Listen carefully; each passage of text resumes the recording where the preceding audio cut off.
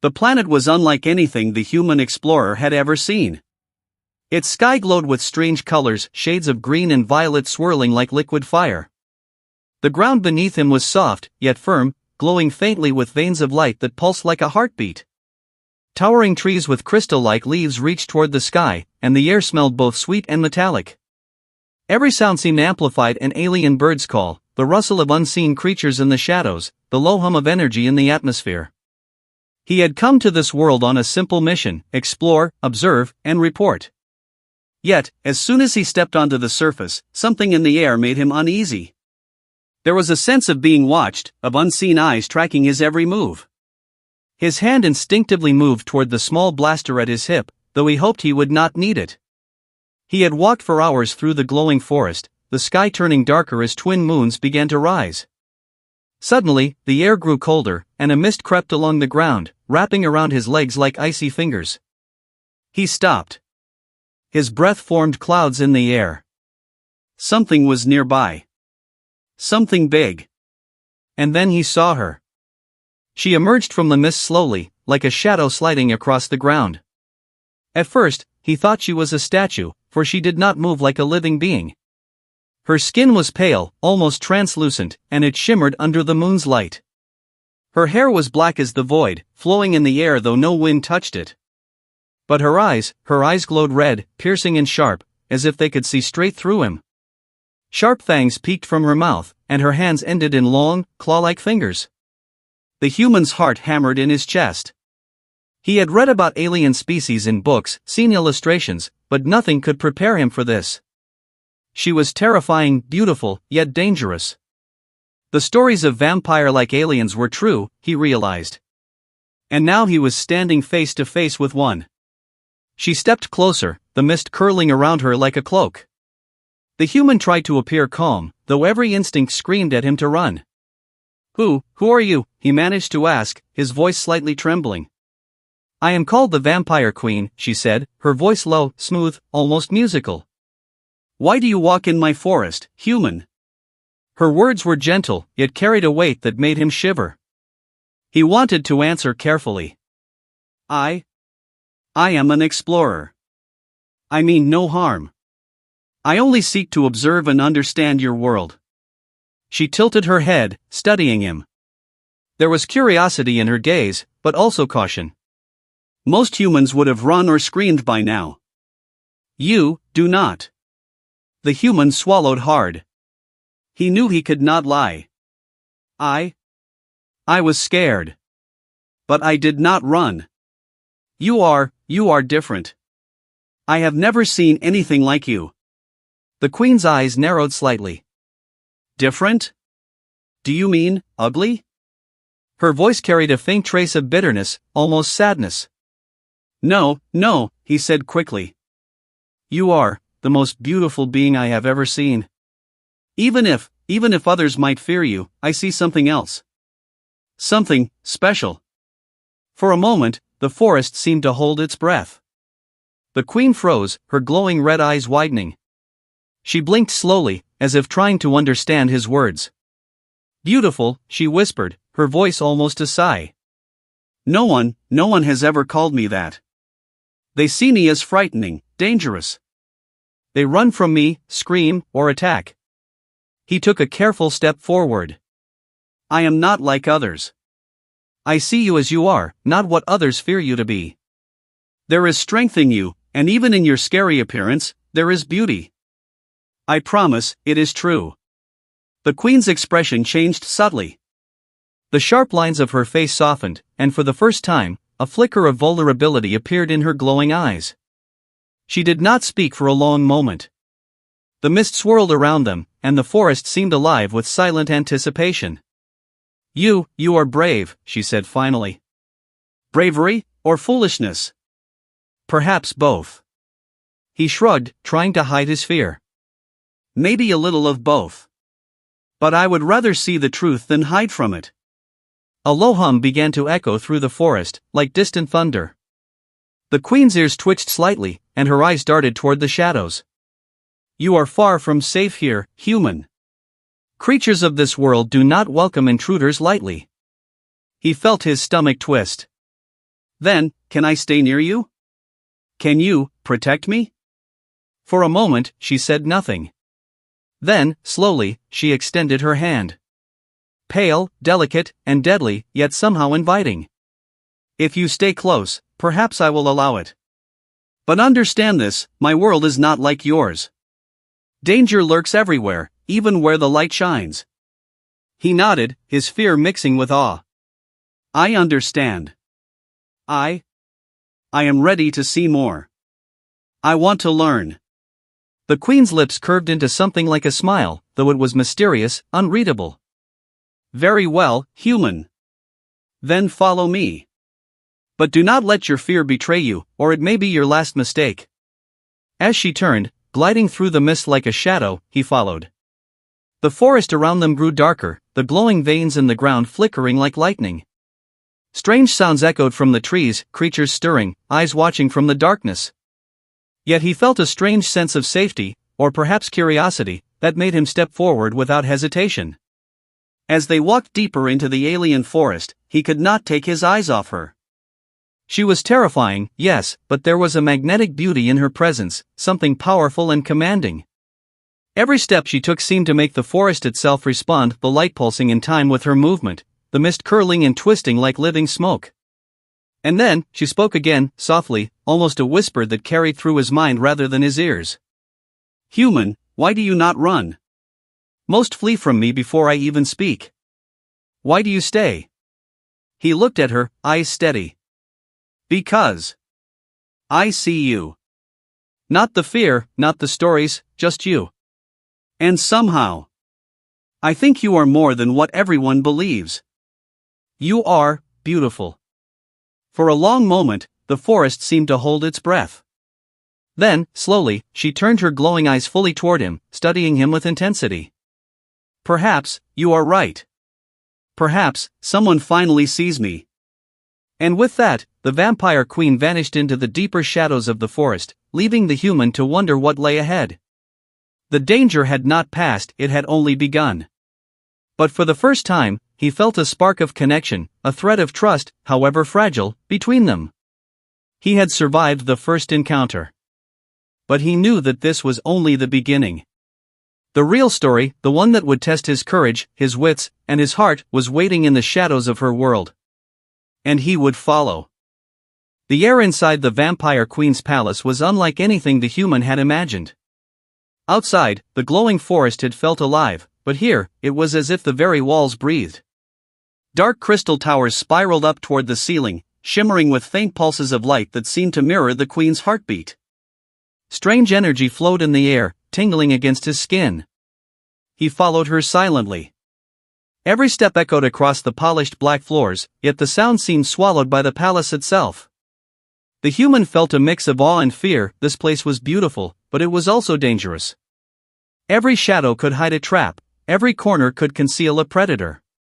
Yet, the queen moved with grace, as if she belonged to this place in a way he never could. Finally, she stopped in front of a massive doorway carved from a single, dark crystal. Its surface rippled, like liquid glass. She glanced at him, her glowing red eyes softening slightly. Beyond this door, lies what I guard most closely. Not everyone is allowed to see it. You may step forward. But remember, human, knowledge here comes with risk. He hesitated, heart pounding. Curiosity warred with caution. I want to see. I promise to respect it. She studied him for a long moment, then nodded. The doorway rippled again, and a soft hum filled the air. Together, they stepped through. Inside, the chamber stretched wider than any human mind could easily comprehend. The walls were lined with glowing symbols and floating crystals, each one humming with alien energy. Strange machines hovered silently, spinning in shifting shapes. The human felt dizzy, overwhelmed by the sheer scale of the place. It was as if the entire history of this alien world, and perhaps the galaxy itself, was contained here. The queen turned to him. Few outsiders ever see this. Most fear what they cannot understand. But you see it without fear. Why? He swallowed hard, unsure how to answer. I think fear hides the truth. If you only run from it, you never know what is really there. You taught me that yesterday. Her expression softened, almost imperceptibly. You remember, she said. Many forget the lessons quickly, but perhaps you are different. Before he could respond, the palace trembled faintly, and a low roar echoed from the shadows outside. The queen's ears twitched. Do not be distracted, she said. The world outside may not like our meeting. As if on cue, a shadowy creature lunged through the doorway. Its body was dark smoke and sharp claws, glowing eyes cutting through the dim light. The human froze. He had never seen anything move like that, and instinct told him it could kill in seconds. But the queen did not hesitate. She moved with speed and precision, her claws slicing through the creature. Energy arcs flew from her hands, and the beast dissolved into mist with a scream that echoed through the chamber. The human realized something important: she was not only beautiful, she was powerful. And deadly. After the last creature vanished, she turned to him. You saw that. Do not let fear make you small. You must face the unknown, human, if you hope to survive here. He nodded, adrenaline pumping. I understand. The queen motioned toward a series of floating crystals. These hold knowledge of my world, and the galaxy beyond. They are dangerous to those unprepared. But I think you may learn from them. As he touched the first crystal, images flashed in his mind, star systems colliding, alien empires rising and falling, and creatures more terrifying than anything he had imagined. He staggered, overwhelmed. Yet the queen's presence steadied him. You see the universe differently than humans, she said softly. Your kind looks only at what is in front of them. You look deeper. That is why I allowed you to come here. That is why I have not destroyed you. He looked at her, realizing for the first time that her scary appearance hid a complexity he could barely comprehend. She had survived for centuries, perhaps millennia, in a galaxy that feared her. Yet she had a mind, a history, and a longing. Why do you hide? He asked quietly. Why do you let others fear you? She studied him, her eyes glowing faintly. Fear is protection. It keeps the weak away, and sometimes, it keeps me safe from those who cannot understand. But you don't have to be alone, he said, surprising himself. I see you. And I want to help, if I can. For the first time, she laughed, a sound like wind over glass. Help? Perhaps. Or perhaps you are naive. Humans often are. She paused, then added softly, but maybe you are different. A silence fell, broken only by the hum of the crystals. The human realized that he was not just an explorer anymore. He had become part of something larger, something dangerous, yet beautiful. And for the first time, he felt the weight of trust forming between him and the vampire queen. The chamber shook again, more violently this time. The human instinctively ducked as shadows surged against the walls. The queen's eyes flared brighter, and she moved to confront the threat. Stay behind me, she commanded. Together, they fought the shadow creatures that spilled into the chamber. The human, though inexperienced, used his wits and courage to survive. The queen moved like a force of nature, every movement precise and deadly. After the last creature vanished, silence returned. The human looked at her, breathing hard. I survived. She tilted her head, studying him. Yes. And you have proven you are not like the others. You face danger without losing yourself. That is rare among your kind. He felt a strange warmth inside, a mix of pride, relief, and awe. Then, what happens now? She extended her hand, not threatening, but inviting. Now, you learn. And perhaps, you discover that beauty is not only in appearance, but in courage, in understanding, in seeing what others ignore. He took her hand, and in that moment, he realized the journey was just beginning. The palace, the crystals, the vampire queen, everything was a mystery waiting to unfold. But he felt ready. And for the first time, he did not feel fear. Outside, the moons continued to rise. Inside, two unlikely allies prepared to face the darkness of the galaxy, together. The sky above the vampire queen's palace burned with strange colors. The twin moons cast silver light on the crystal towers, but the calm was only an illusion. Far beyond the palace walls, shadows moved, vast and endless. The human could feel it in his bones, a threat unlike anything he had faced before. The queen's eyes glowed brighter than ever. "They have found us," she said, her voice steady but sharp. "The ones who want to see me fall, and your kind, destroyed." He felt a surge of adrenaline. "Then we fight," he said, gripping the edge of the floating walkway. "Whatever comes, we stand together." A wind rose from nowhere, scattering glowing leaves and lifting the mist from the ground. And then the first wave arrived, creatures like black whirlwinds, with eyes that burned like molten metal and claws that could shred stone. They moved with terrifying speed, surrounding the palace like a living tide. The queen's hair whipped around her face. "Stay close," she commanded. Her claws flashed, tearing through the first attackers, energy arcs slicing through the night. The human dove behind a crystal pillar, but quickly realized hiding would not save him. He reached for a fallen weapon, a strange alien staff left behind in the chamber, and gripped it tightly. "If I fall, I won't be alone," he whispered to himself. The creatures advanced, shrieking as they surged forward. With the queen beside him, he felt a strange sense of courage. She moved like a storm, beautiful, terrifying, unstoppable. Each time a creature lunged at him, she was there, deflecting, striking, protecting. Then came the moment he understood. Survival was not just about hiding or fighting. It was about trust. He raised the staff and, recalling the queen's lessons, channeled the energy from the palace crystals. A wave of light burst forward, scattering the shadow creatures in all directions. The queen's eyes widened in surprise and admiration. "Impressive, human. You learn quickly." He smiled, barely catching his breath. "I've had a great teacher." For a moment, the battle slowed. The shadow creatures retreated, regrouping in the darkness outside. The human and the queen stood together on the palace balcony, looking at the horizon. The city of crystal towers glimmered below, reflecting the chaos of the night sky. "Why did you help me?" he asked softly. "Why risk so much?" She looked at him, her glowing eyes softening. "Because, you see me.